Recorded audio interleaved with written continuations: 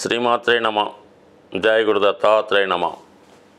ఈ వీడియోలో మనం ధనుసు రాశి వారికి మార్చి 2వ తారీఖు నుంచి 9వ తారీఖు మధ్యలో జరిగే వార ఫలాలు పరిశీలించినప్పుడు తృతీయ స్థానంలో ఏర్పడినటువంటి శని రవిల కలయిక జాతకుడికి వృత్తిపరమైనటువంటి ప్రోత్సాహాన్ని అధికార హోదాని ఇవ్వడం జరుగుతూ ఉంది.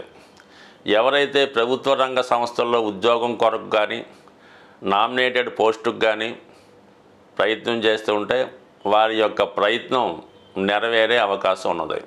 ఈ సమయంలో మీరు మీ పెద్దవారు లేదా మీ తండ్రి గారు చేస్తున్నటువంటి వృత్తిలోకి ప్రవేశించడానికి ఈ గ్రహస్థితి చాలా వరకు మీకు సహకరించడం జరుగుతోంది. కాబట్టి ఏదైనా మీకు వారసత్వంగా రావాల్సినటువంటి పదవి ఏదైనా హోదా అయినా సరే ఈ సమయంలో రావడం జరుగుతూ ఉంటుంది. దానికన్నా మీరు ఎక్కువగా మీ యొక్క పెద్దవారిని తండ్రి గారిని అనుసరించి వారి వృత్తిలో వెళ్ళడానికి కూడా మీకు అనుకూలంగాను అవకాశంగాను ఉండడం జరుగుతూ ఉంది.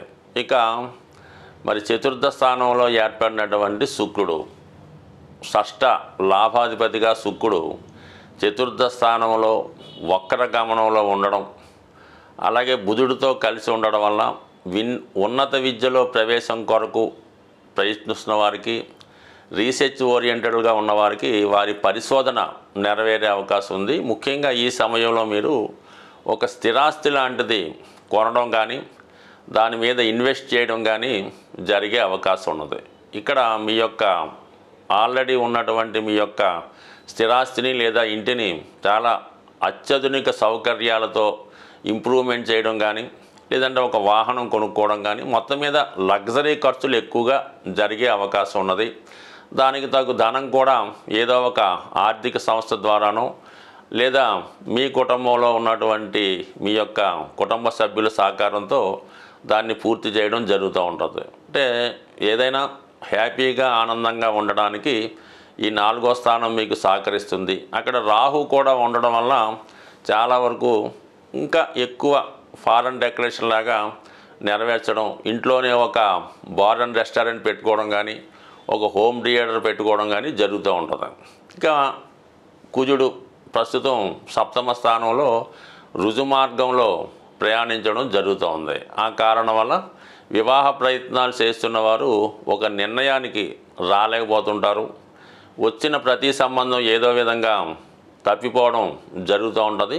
కొన్ని మీరు సరైనటువంటి నిర్ణయాలు తీసుకోలేకపోవడం కూడా జరిగే అవకాశం ఉంది. కాబట్టి ఏదైనా వివాహ సంబంధాలు ఫెయిల్ అవుతున్నవారు, అలాగే ఆల్రెడీ వివాహం అయిన తర్వాత కూడా భార్యాభర్తల మధ్య విభేదాలతో ఉన్నవాళ్ళు చాలా వరకు కొంతకాలం పాటు మరి ఏదైనా వెయిట్ చేసి నెమ్మదిగా మీ సమస్య సాల్వ్ అయ్యే అవకాశం ఉంటుంది. కాబట్టి ఇప్పుడు తొందరపడడం వల్ల అది శాశ్వతంగా బ్రేకప్ అయ్యే అవకాశం ఉంటుంది. కాబట్టి ఇప్పుడున్నటువంటి స్థితిని కొన్నాళ్ళ పాటు కంటిన్యూ చేయడం మంచిది.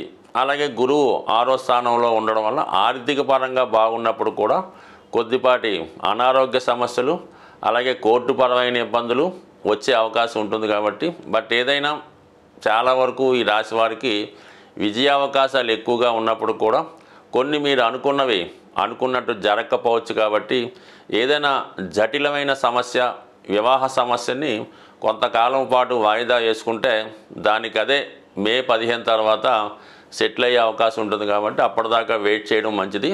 తొందరపడితే మొదటికే నష్టం వచ్చే అవకాశం ఉంటుంది. ఈ వారం ఈ గ్రహస్థితి పరిశీలించినప్పుడు ప్రతి ఒక్కరికి కూడా ధనం యొక్క అవసరం చాలా ఎక్కువ ఉండడం జరుగుతూ ఉంటుంది. అంటే శుక్రుడు ఈ ఆదివారంలో వక్రించి ఉండడం వల్ల ఇంచుమించుగా కొన్ని రోజుల పాటు వక్రిస్తాడు. అలాగే మిగతా గ్రహాలతో కలియడం వల్ల మనీ ఎక్స్పెండిచరు ప్రతి ఒక్కరికి చాలా ఎక్కువ అవడం జరుగుతూ ఉంటుంది. ఆ ఖర్చుకు తగిన ధనం మీకు రావాలంటే మరి శుక్రుడు వక్రించి ఉండడం వల్ల శుక్రగ్రహానికి అధిదేవత అయినటువంటి లక్ష్మీ అమ్మవారిని మీరు ప్రసన్నం చేసుకోవాల్సి ఉంటుంది. ఆ విధంగా ప్రసన్నం చేసుకోవడానికి సింపుల్ పరిహారం ఏంటంటే మీకు మీ గృహంలో అవకాశం ఉంటే లక్ష్మీ అమ్మవారి ఫోటోని ఎరుపు రంగు పూలతో అలంకరించవలసి ఉంటుంది.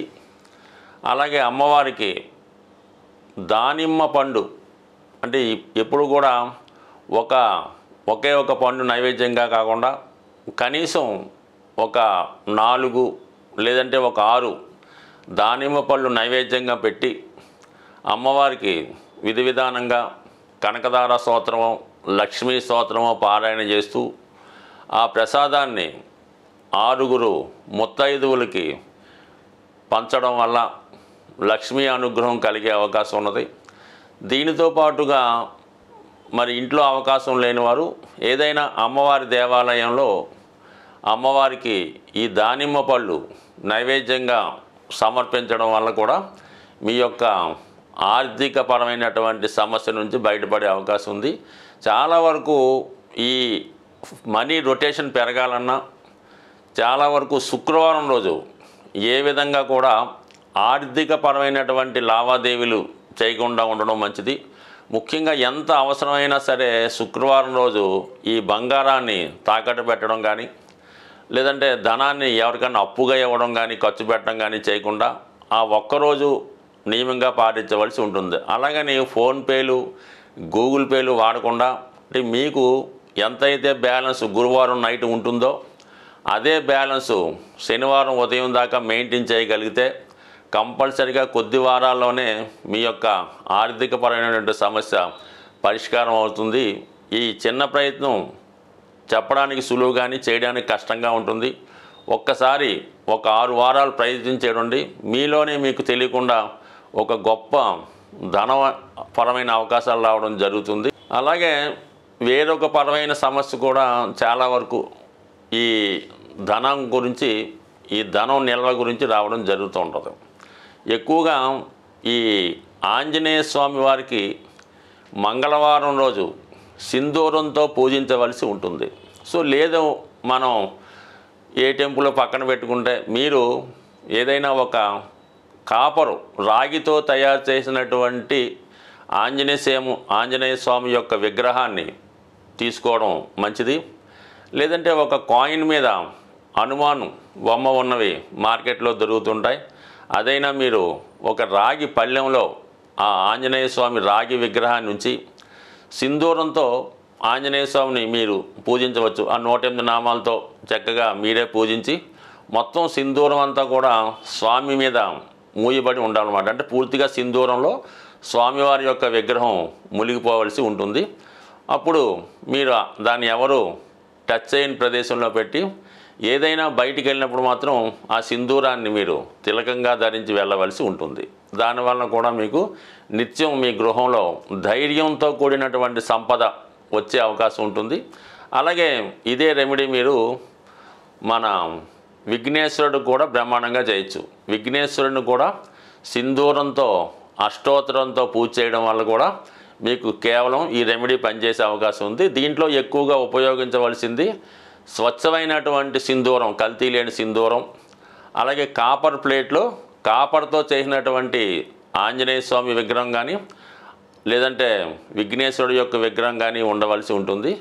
ఈ రెమెడీ చాలామంది ఆచరించి విజయం సాధించడం జరిగింది. కాబట్టి ఏదైనా ఒక రెమెడీ మీరు చేస్తున్నప్పుడు దాని మీద అనేక సందేహాలు రాకుండా మీరు చేస్తున్నటువంటి రెమెడీ ఇతరులకి చెప్పకుండా చేయడం వల్ల దాని ఫలితం చాలా ఎక్కువగా వచ్చే అవకాశం ఉంటుంది. కాబట్టి ఒకసారి ప్రయత్నం చేయడం వల్ల ఆటోమేటిక్గా మీ యొక్క ఆర్థిక సమస్యలు బయటపడతాయి.